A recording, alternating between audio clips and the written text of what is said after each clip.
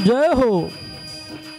डोले उठी है सारी धरती, डोला गगन है सारा हो। डोले उठी है सारी धरती, डोला गगन है सारा। भीख मांगने आया तेरे दर, जगत का पालनहारा हो। जगत का पालनहारा है, जगत का पालनहारा। आज तेरा मेहमान मैं, आज तेरा मेहमान, कर ले मुझे से पहचान। भगत भर दे रे झोली, तेरे द्वार खड़ा भगवान, भगत भर दे रे झोली। भगत भर दे रे झोली, भगत भर दे रे झोली। जय हो।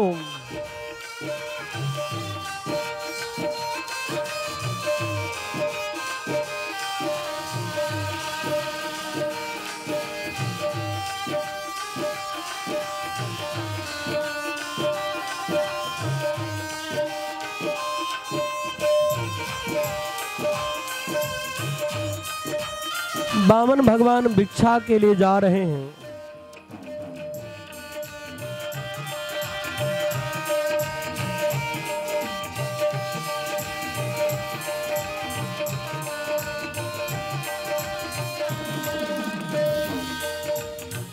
आदेश रिवसे अपना, मानिल कहना मेरा हो।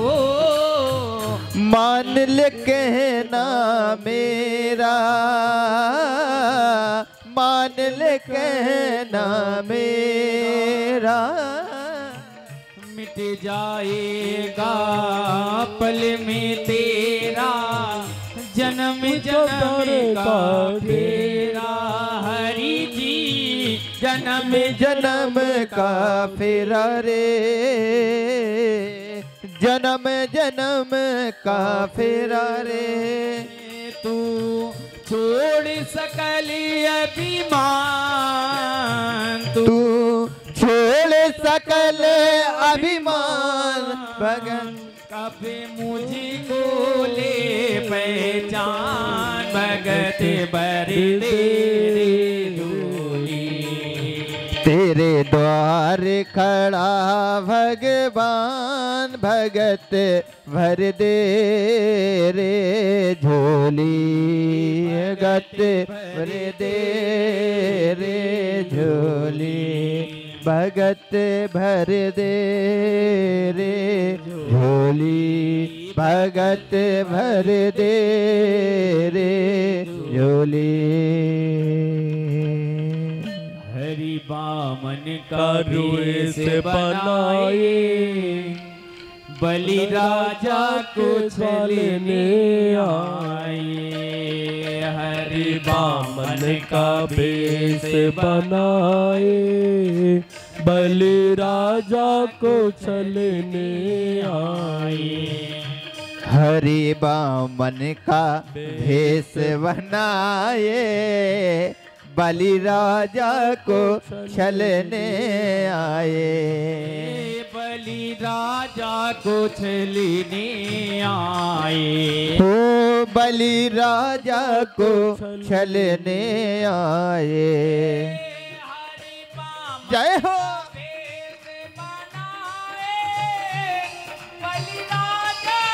छलने आए, बलि बामन का भेष बनाए, बलि राजा को छलने आए। ध्यान दें सभी श्रद्धालु आपके पास में ही वामन भगवान आ रहे हैं और इनको दान देना अति आवश्यक है, क्योंकि इनको दान देने से आपके पूर्व जन्म के पाप भी उदय हो जाते हैं और वो पुण्य में बदल जाते हैं। हरि बामन का भेष बनाए, बलि राजा के द्वारे आए। हरि बामन का भेष बनाए, बलि राजा के द्वारे आए। जय हो। इसमें इको और आवाज बेस कम करो, बेस कम करना इसका। हरि बोल। श्री राधे। बहुत बढ़िया यार।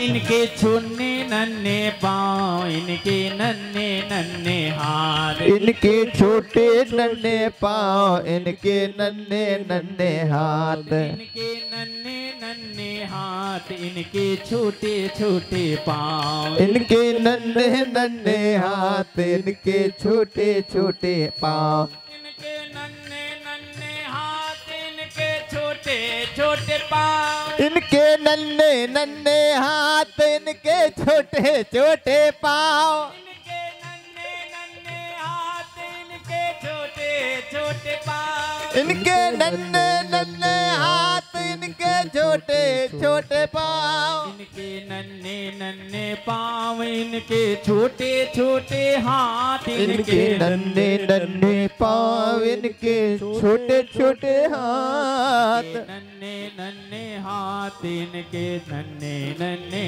पाँव, इनके नन्हे नन्हे हाथ, इनके छोटे छोटे पाँव। मृग छाला बगल में दबाए, मृग छाला बगल में दबाए, बलि राजा के द्वारे आए। मृग छाला बगल में दबाए, बलि राजा आए। दूसरा गा लेंगे।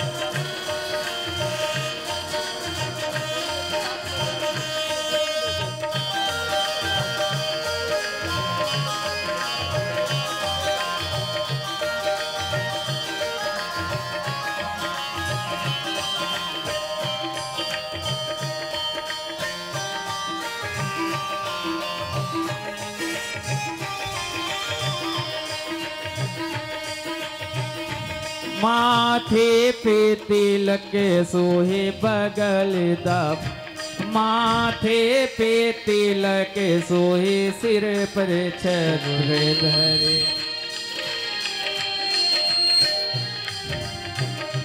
माथे पे तिलक सोए सिर पर छत्र धरे,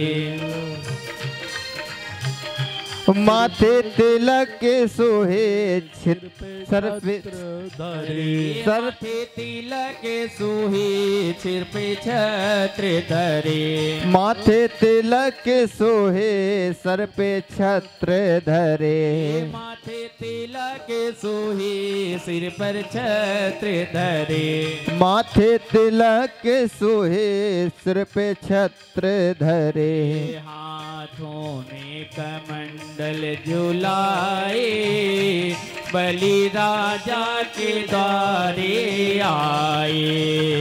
बलि हरि बामन का रूप बनाए, बलि राजा के द्वारे आए। हरि बामन का भेष बनाए, बलि राजा के द्वारे आए। हरि बामन का रूप बनाए, बलि राजा के द्वारे आए। बोले बामन भगवान की जय। आवाज बढ़ाओ। और सुंदर आइए। मंगलमय एक और भगवान बामन भगवान सुंदर हम सब के बीच में बामन भगवान राजा बलि के यहाँ सुंदर भिक्षाटन के लिए गए हैं। सुंदर आप सबके समीप भी गए। बोले बामन भगवान की जय हो। जय जय श्री राधे। आइए एक छोटा सा भजन और। मंगलमय सुंदर दिव्य। अब इसके बाद आगे की शेष कथाएं हैं। आज भगवान का जन्म भी है और समय अपनी घड़ी से बहुत तेजी से बढ़ रहा है। तो सुंदर दिव्य महाराज बामन भगवान के अवतार की ही तरह भगवान ने मत्स्यावतार का रूप धारण किया है। ज्ञाता तद्दानवेन्द्रस्सा हयग्रीवस्य चेष्टितम् दधार सफरी रूपम भगवान हरिश्वरः। एक बार सत्यव्रत मनु नाम के राजा थे और वह जो तो कृतमाला नाम की नदी में भगवान सूर्य को जल देने के लिए गए हैं। और जब सूर्य भगवान को जल देने के लिए गए तो अंजलि में जैसे जल लिया है वैसे ही महाराज अंजलि में एक मछली आ जाती है। उस मछली को जैसे समुद्र में पुनः छोड़ना चाहते हैं तो महाराज उस मछली ने कहा, राजन मुझे इसमें मत छोड़ो, बड़ी बड़ी मछलियां मुझे खा जाएंगे। बोले कहाँ ले चलो? बोले अपने घर ले चलो। सत्यव्रत मनु ने मछली को घर लेके आए हैं। एक घड़े पे रखा, देखते देखते घड़े के बराबर हो गई। सामने घर के सामने एक तालाब था, उसमें डाल दिया, देखते देखते उसके बड़ी हो गई। भगवान ने कहा, अरे तुम, और मनु जी महाराज सत्यव्रत मनु ने कहा, तुम कोई साधारण नहीं हो, तुम कौन हो? बोले ले जा करके मुझे समुद्र में छोड़ाओ। समुद्र में छोड़ने गए, उन्होंने पुनः कहा मुझे मत छोड़िए, मुझे बड़ी मछलियां खा जाएंगी। बोले प्रभु आप कौन हैं? उन्होंने कहा आज के 7 दिन बाद जो है तो प्रलय होने वाला है और जो है तो यहाँ पर एक नौका आएगी, तुम नौका में बैठ करके मैं तुम्हें 7 दिन 7 रात्रि पर्यंत में तुम्हें भ्रमण कराऊंगा। और भ्रमण कराने के बाद सुंदर दिव्य जैसे भ्रमण होगा, इसके बाद तुम बीज जो रहेंगे, आवाज थोड़ा और बढ़ा दो, कहाँ गया? और बीज जो है, बीज को ले जाकर के तुम पुनः सृष्टि का पुनः प्रारंभ होगा। और सुंदर दिव्य मत्स्यावतार के रूप में भगवान ने सुंदर मत्स्यावतार के मत्स्य पुराण की कथा श्रवण कराई है। बोले वृंदावन बिहारी लाल की जय हो। मत्स्यावतार भगवान की जय। आवाज थोड़ा और बढ़ा दो हल्का सा। और इसी के साथ में अष्टम स्कंद को प्रणाम करते हैं। नवम स्कंद में राम जी आएंगे और दसम स्कंद में श्याम जी आएंगे। सर्वप्रथम भगवान नारायण, नारायण के नाभि से कमल, कमल से ब्रह्मा जी की उत्पत्ति हुई। ब्रह्मा जी के मानस पुत्र महाराज सुंदर मरीचि कश्यप के द्वारा कश्यप अदिति में विवस्वान का जन्म हुआ। विवस्वान की संज्ञा नाम की पत्नी से सत्यव्रत देव श्राद्ध देव मनु के रूप में उत्पन्न हुए। इनका आगे चल कर के महाराज वैवस्वत नाम पड़ा और आगे चल कर के महाराज इन्हीं से कश्यप अदिति के विवस्वान सूर्य के द्वारा महाराज चला सूर्य वंश। सूर्य वंश में महाराज सर्वप्रथम श्राद्ध देव मनु हुए हैं और इनके आगे चल कर के महाराज 5 पुत्र हुए। सभी लोग शांति से कुछ देर प्रेम से बैठे। भगवान की कथा है, भगवान का जन्म उत्सव हम लोग मनाएंगे ही, बस थोड़ा सा आप धैर्य धारण किए रहें। राम जी को पहले बुला लें, फिर श्याम जी आएंगे, तो इसलिए पहले राम जी तक तो पहुंचना पड़ेगा। इसलिए आप थोड़ी देर, वैसे भी आप सब लोग तो कथा सुनते रहते हैं, सब समझदार हैं, मुझे तो बोलना ही नहीं चाहिए कि आप लोग शांति बनाए हैं, क्योंकि आप सब लोग तो वैसे भी सब चीज़ों को सब वैसे भी जानते ही हैं। बोले वृंदावन बिहारी लाल की जय हो। महाराज सुंदर दिव्य वर्णन कर रहे हैं। आगे चल कर के इन्हीं के आगे वंश परंपरा में महाराज सरयाती हुए, और सरयाती के एक सुकन्या नाम की कन्या थी। इसने चमन मुनि के नेत्रों में सुई चुभो दी। इनके आश्रम में जाकर के चमन मुनि ने कहा कि मेरा सहारा कौन बनेगा। तब जाकर के उन्होंने सुंदर सहारा कौन बनेगा ये मन में विचार करके सरयाती महाराज ने अपनी सुकन्या नाम की जो कन्या थी उसका विवाह चमन मुनि के साथ में कर दिया। आगे चल करके अश्विनी कुमारों के द्वारा सुंदर चमन प्रास का निर्माण किया गया। वही चमन प्रास जो आप सब लोग भी पाते हैं अब आज के समय में, पर वो देवताओं के जो वैद्य थे अश्विनी कुमार, उन्होंने चमन प्रास का निर्माण करके उनको दिया और सरोवर में डुबकी लगाई है। इसके कारण जो बाबा 10,000 वर्ष के थे वो बाबा सुंदर जो हो तो 100 वर्ष के हो गए। सुंदर सुकन्या भी नवयुवती हो गई। इस प्रकार से मंगलमय सुंदर दिव्य या जीवन यापन करने लगे। आगे इसी के वंश परंपरा में महाराज नभग हुए। नभग के महाराज नाभाग से महाराज अम्बरीश का सुंदर जन्म हुआ है। महाराज अम्बरीश के बारे में आप सब लोग वैसे भी जानते ही हैं, कथा आप सबको पता है कि महाराज अम्बरीश बहुत बड़े वैष्णव भगवत भक्त थे जो एकादशी का व्रत करते थे। और महाराज एकादशी का व्रत किए हैं और यहाँ तक कि भगवान की सेवा अपने हाथ से किया करते थे। कोई दास दासी नहीं, चक्रवर्ती सम्राट थे, उसके बावजूद भी भगवान की सेवा अपने हाथ से किया करते थे। इतने बड़े भगवत भक्त थे। एक दिन महर्षि जो महाराज अम्बरीश हैं, एक दिन भगवान के लिए चक्की चला रहे थे, गेहूं पीस रहे थे चक्की में। भगवान नारायण आए हैं और अपने पीताम्बर से महाराज अम्बरीश को हवा करने लग गए। उन्होंने देखा कि मंद सुगंध हवा आ रही है। उन्होंने कहा प्रभु आप हम वैष्णवों की इस प्रकार से सेवा करेंगे। भगवान ने कहा अरे अम्बरीश, तू चक्रवर्ती सम्राट होकर के जब मेरे लिए चक्की चला सकता है तो मैं तेरे लिए थोड़ी बहुत सेवा तो कर ही सकता हूँ। अम्बरीश ने कहा कि प्रभु हमें क्षमा करिए, हम आपसे सेवा नहीं ले सकते। उन्होंने कहा तुम राज्य में, तुम मेरी सेवा में रहते हो, तुम्हारे राज्य की सेवा कौन करेगा, राज्य की देखरेख कौन करेगा। उस दिन से भगवान नारायण ने अपने हाथ में जो सुदर्शन है वो सुदर्शन जो है तो महाराज अम्बरीश को दे दिया। राम राम कहूँ बारंबारा, चक्र सुदर्शन है रखवारा। तो बोले ये सुदर्शन आपकी आज से रक्षा करेगा। सुदर्शन रक्षाक में तैनात हो गए। एक दिन एकादशी का दिन था, दूसरे दिन तिथि क्षय होने वाली थी। तो इस कारण से महाराज अम्बरीश जो है तो पारण करने के लिए सुंदर तैयार ही थे कि भगवान का चरणामृत लेकर के मैं पारण करूं। उसी समय सामने से दुर्वासा महर्षि आ जाते हैं और दुर्वासा महर्षि परीक्षा लेने के आए हैं। क्यों? क्योंकि महर्षि दुर्वासा वैकुंठ में गए तो अम्बरीश ने इतने बड़े भगवत भक्त थे महाराज अम्बरीश कि वैकुंठ में भी उनकी चर्चा होती रही थी। सबई मनः कृष्ण पदार बिंदयोर वचांस वैकुंठ गुणानुवर्णने करौ हरे मंदिर मार्जनादिषु सुतिम चकाराच्युत सत्कथोदय। महाराज वैकुंठ में चर्चा हो रही थी। महाराज दुर्वासा ने सोचा कि मैं जाकर के परीक्षा लूं और दुर्वासा ऋषि आए हैं। उन्होंने जैसे सामने देखा, अम्बरीश ने कहा आइए प्रभु, भोजन का समय, आइए प्रसाद पाइए। बोले मैं अभी संध्या वंदन नहीं किया हूँ, मैं स्नान करूँगा। संध्या वंदन स्नान के लिए चले गए सरो गंगा नदी में स्नान करने के लिए।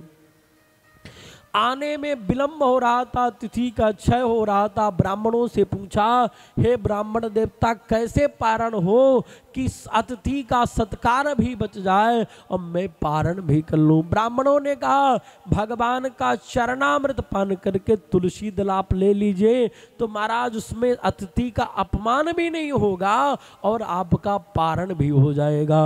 और जैसे ही चरणामृत पान करके तुलसी दे लिए महाराज, वैसे सामने से दुर्वासा जी आ गए और दुर्वासा ने कहा कि अतिथि का निमंत्रण दे करके, महात्माओं का निमंत्रण दे के सबसे पहले तुम भोजन कर रहे हो, अभी मैं तुम्हें नष्ट कर दूंगा। अपनी जटा से एक बाल निकाला, जटा निकाला और जोर से जमीन में पटका है। उसी समय महाराज कृत्या नाम की राक्षसी प्रकट हो गई। दुर्वासा ने कृत्या को कहा, हे कृत्या, तुम जाओ और अमरीश को भस्म कर दो। उधर से कृत्या चली, इधर से अमरीश चले, सुदर्शन चला है। सुदर्शन ने, क्योंकि भगवान ने अपना सुदर्शन तो अमरीश को दे गए थे, तो सुदर्शन उधर से चला, कृत्या इधर से चली। सुदर्शन भगवान ने सुंदर कृत्या को विनष्ट कर दिया। अब दुर्वासा ऋषि के पीछे पड़ गया। दुर्वासा ऋषि को जलाने के लिए त्रैलोक्य में सभी जगह घूम आए, भगवान नारायण के पास भी गए, हे प्रभु अपने सुदर्शन से रक्षा करिए। बोले, सुदर्शन मेरा नहीं है, ये सुदर्शन तो मेरे भक्त अमरीश का है, तुम उन्हीं के पास जाओ। तब दुर्वासा ऋषि आए हैं। जैसे आए वैसे अमरीश ने कहा, महाराज चलिए भोजन करिए। बोले, अरे पहले सुदर्शन को शांत कर तब तो भोजन करेंगे, ये जलाए डाल रहा है। तब जाकर के उन्होंने, अमरीश ने प्रतिज्ञा की, अरे मैंने स्वप्न में भी किसी वैष्णव का अपमान ना किया हूँ, स्वप्न में भी किसी वैष्णव का अपराध ना किया हूँ, तो हे सुदर्शन तुम शांत हो जाओ। तब जाकर के सुदर्शन शांत हुए हैं और सुंदर दिव्य महाराज अमरीश महाराज की सुंदर दिव्य भगवान की कृपा हुई अमरीश के ऊपर। आगे चल कर के इन्हीं के वंश में महाराज मानधाता हुए हैं। मानधाता के महाराज त्रिशंकु, आगे चल कर के त्रिशंकु, आगे त्रिशंकु के हरिश्चंद्र और हरिश्चंद्र के महाराज रोहित हुए हैं। कथा आप सबको पता ही है। हरिश्चंद्र के ऊपर महाराज कितनी विपत्तियां आई। विश्वामित्र जी स्वप्न में राज्य मांग लिए और राज्य की कीमत चुकाने के लिए काशी के नगरी में महाराज चांडाल के यहाँ भी नौकरी करने